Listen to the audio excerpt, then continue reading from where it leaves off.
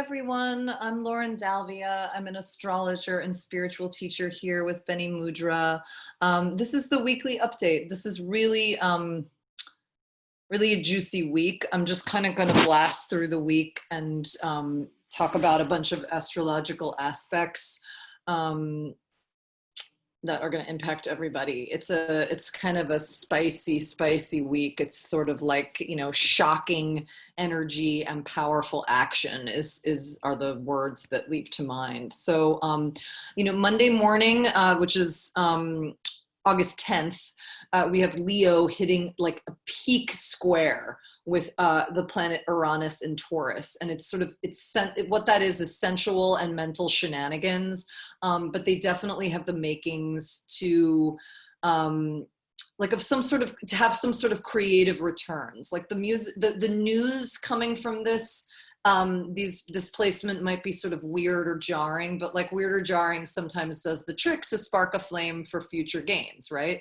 So Monday, we also have the moon in Taurus. It brings sort of emotion and feelings to the situation. There's a conjunction with Uranus and a square to Mercury that is happening on this day, right? This like kind of weird and jarring, but this Taurus moon is going to bring emotion to it. So whatever goes down, it draws us in. The Taurus mood is pleasure seeking, and that moon has reciprocity with Venus in Cancer. So that's a major motivator to smooth the waters. You want to hold out for something that is satisfying, right? Tuesday, this Taurus moon is going to square the 3 planets that are in Capricorn right now, and is also going to square the Leo sun. A square is like, a trine is like this flowy river kind of energy, and a square is this. So it's like a hard hit energetically, can't get out as easily. So you super feel it. It's very intense. Midway between the past full moon and the approaching new moon, it's like we want to slow down and make peace with the broader strokes in the collective. Like there's a lot of stuff going on right now, but like slow down and make peace is like, it's kind of like it's a foot on the ground against the whirl of the world. Like, to just try to like be still, meditate, and be like in our own zone while governmentally, everything's going so fast and changing, and there's all this information, and a lot of it's not like good information. It's like slow down and make peace with the broader strokes in the collective. Just kind of know that everything is in order. There is a cosmic order to things, and you're safe, secure, and protected. That's not to say we forget what's going on, though. Even there's a chance to like tune in. There's something going on with Neptune in the middle of the week. It's called a sextile. It's like this kind of trinity open energy, and we have a chance to get in tune with the possibilities for a higher level of experience of our realities, some of which are mundane, right? On Wednesday, the moon finishes up in Taurus and hits Saturn in a very specific way. And that's really asking us to slow down on Wednesday and make protective boundaries a touchstone. When Saturn's involved, boundaries and rules are involved times infinity, right? When the moon moves to Mercury-ruled Gemini on Wednesday, the mood really lightens and thicken, and it lightens and quickens. We also are connected to newfound strength to heal and be of authentic service to others. That is connected to a placement on Wednesday with Chiron, who is the wounded healer. So when Chiron's involved, it's going to be about healing. It's going to be about how we heal the pieces in us that are broken and fill them with gold, and usually through being of service to ourselves and others. All week long as well, this is something to bear in mind at any point, whoever's listening, whatever time of the week you're listening.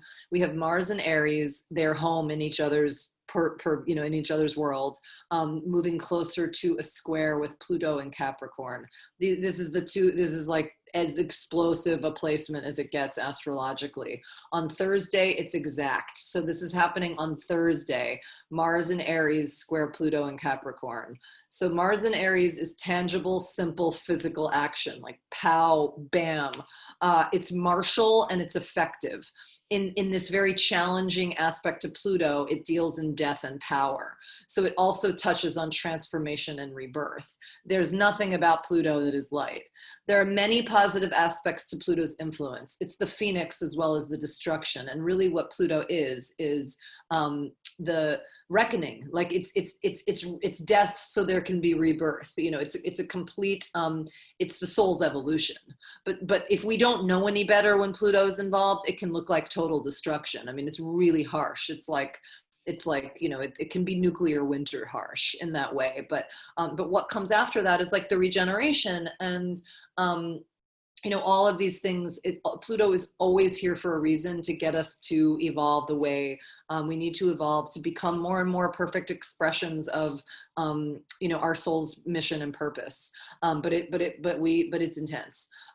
So this energy is present all week, and it's the energy of quick change and systemic power challenged by a talented protagonist, volcanic shifts from the larger world affecting us on a personal level. So this goes down as Mercury in Leo, the planet of communication. And Leo forms this point of a yod.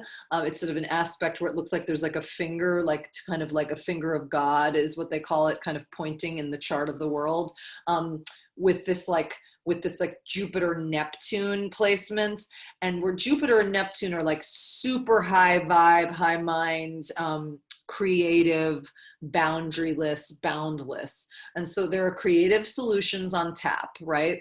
And we're asked to believe and have faith, but also you have to use your head. Speak your truth. It's inspired. Thursday, the moon in Gemini kind of braces the yod through Mercury and Neptune. And if you linger on a subject, you got to be careful, like your feelings might lie to you. So it's best to kind of get it out there, go with your first answer. Friday, the Gemini moon is in an interesting placement with the sun, and then Mars with the moon moving closer. The general tenor of the day supports an emerging plan. This is good, as well as the beginnings of the implementation of that plan. So it's interesting to think about these things personally and globally. It's one of those rare times when diversions add to productivity rather than hinder.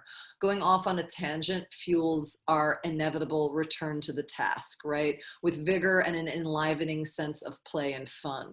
So we're not just here to do, we're here to be part of the experience of it all. So don't forget to live your life as you go, right? It's not supposed to be a life in the margins. Like, it's your everything, it's your life. So Mars in Aries is around for the long haul. Usually Mars doesn't spend that much time in a planet, but because of all the retrogrades this year and placements, Mars is in Aries for a long time. So wherever Mars is moving through your chart you're gonna see some stuff shaking. There's that whatever area that's happening is an area of increased importance for the next couple months. And we can look at that by doing natal chart readings, which I do. I would love to see you in my class. That's often on Wednesdays on Bene Mudra. I'm also teaching an archetype class with Faith Strang, who's an amazing healer and practitioner, on Monday at 4 p.m. Pacific, 7 p.m. Eastern. And I'm available on the Bene Mudra website for private consultation with spiritual teaching and astrology both. My Instagram is at 1111guided is my business account, and my personal account is at Lauren1111, and for all of those, you spell the words 11 out fully.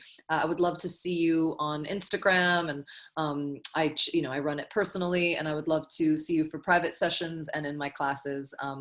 And grateful for James and everyone at Bene Mudra for the support and the platform. Have a great week and hang on. This is going to be a juicy one. Thanks, guys.